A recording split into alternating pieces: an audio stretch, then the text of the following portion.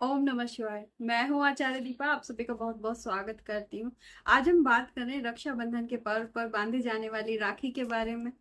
राखी बहन की भावनाएं होती हैं। राखी में जो छुपा है वो बहन का प्यार छुपा है, बहन की भावनाएं छुपी हैं, बहन का आशीर्वाद छुपा है। मतलब एक ऐसा अटूट विश्वास छुपा है ना, मेरा भाई है ना, वो राखी है, एकमात्र धागा है। कैसा हो कि हम अपने भाइयों के लिए एक रक्षा सूत्र तैयार करें, एक रक्षा कवच तैयार करें, ताकि हमारे भाइयों की रक्षा भी हो, उससे हम अपने आप बनाए। बाजार में बन रही वो जो प्लास्टिक की राखियां हैं, उन्हें ना बांधकर एक वैदिक तरीके से अपने भाइयों के लिए एक रक्षा सूत्र, रक्षा कवच तैयार करें। आज हम बात करेंगे उसी वैदिक तरीके के बारे में, साथ में उस रक्षा कवच की महिमा भी मैं आपको बताऊंगी कि वो रक्षा कवच क्यों जरूरी है हमारे भाइयों के लिए। बहुत आसान तरीके से आप घर पे ही बैठे बैठे, घर में ही बहुत सारी चीजें आपको अवेलेबल हो जाएंगी। उन्हीं तरीकों से आप एक रक्षा कवच अपने भाइयों के लिए बना सकती हैं।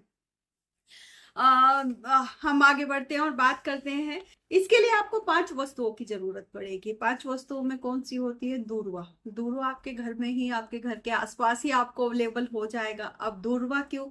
देखिए, दूर्वा एक अंकुर मात्र बो देने से ना हजारों की संख्या में फैलता है। उसी प्रकार जिन्हें हम राखी बांध रहे हैं, मेरे भाई का जो वंश है वो 100 गुना, हजारों की तादाद में फैले मेरे भाई का वंश ऐसे चले, उसमें सद्गुणों का विकार तेजी से होता रहे, तो वो सद्गुणों की तरफ तेजी से बढ़ता रहे।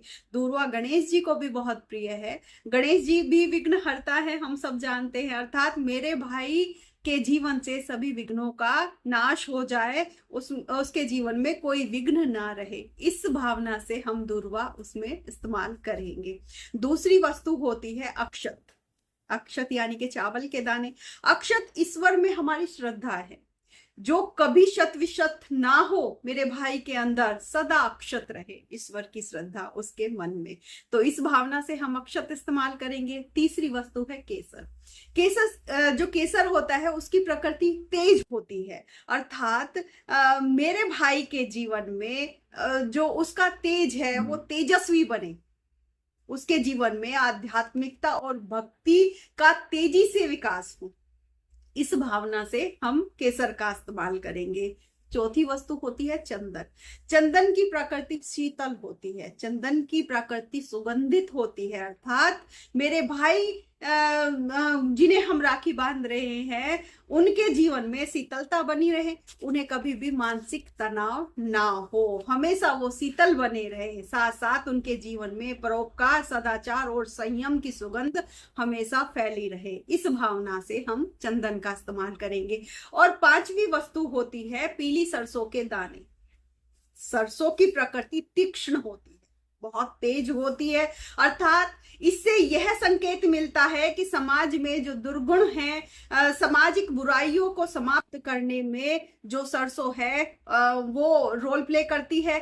तो जिन के लिए हम रक्षा कवच बना रहे हैं, राखी में इस्तेमाल कर रहे हैं, उन के जो मन में, उनका जो मन हो, उनके मन में स्टेबिलिटी ऐसी रहे कि जो सामाजिक दुर्गुण है, सामाजिक जो भी चीजें हैं जो गलत हैं, उनको वो तीक्ष्ण तरीके से सॉर्ट आउट कर सके, इस भावना से हम पीली सरसों का उसमें इस्तेमाल करेंगे। तो इन 5 चीजों यानी कि दूर्वा, अक्षत, केसर, चंदन और पीली सरसों, इनका हम इस्तेमाल करेंगे। सभी वस्तुओं को एक लाल कपड़े में हम या तो आप सुई की मदद से लाल ही धागे से सिल लीजिए, इनको एक पोटली बना लीजिए, एक राखी की तरह इसको बना लीजिए, सिल लीजिए, और कलावे की मदद से, कलावा यानी कि मोली की मदद से इसको एक राखी का आकार आप दे दीजिए।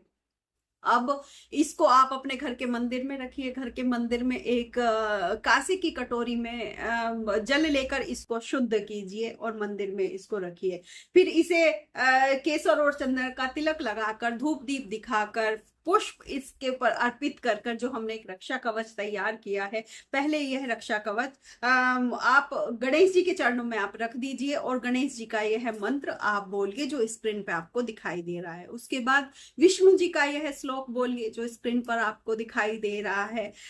फिर ये जो प्रार्थना कीजिए भगवान से कि ये हे देव, इस जो ये रक्षा कवच मैंने बनाया है, इस रक्षा कवच से मेरे भाई की रक्षा हो, पूरे वर्ष मेरे भाई का यह जो रक्षा कवच है मेरे भाई की रक्षा करे। या आप अपने भाई का नाम भी ले सकती है। पहली राखी आप गणेश जी को बांध दीजिए अपने भाई को इस मंत्र को बोलते हुए, वल्लभे कवचे हम, इस मंत्र को बोलते हुए अपने भाई को राखी आप बांध दीजिए। यह रक्षा कवच ऐसा है जिससे आपके भाई की पूरे वर्ष भर रक्षा होगी।